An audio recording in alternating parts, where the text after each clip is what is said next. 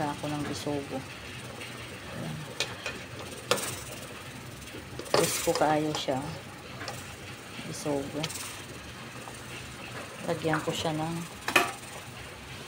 dahon sa kamuti. Ayan na siya.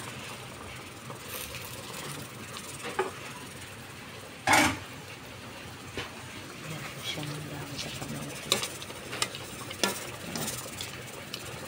Naulan kasi ngayon, kaya sabaw.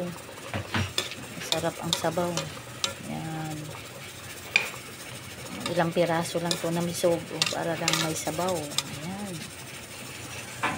Sarap ng sabaw sa bisogo.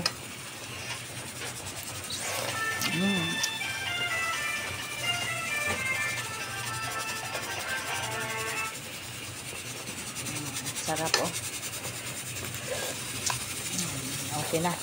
Ito na ang aking bisogo na sabaw.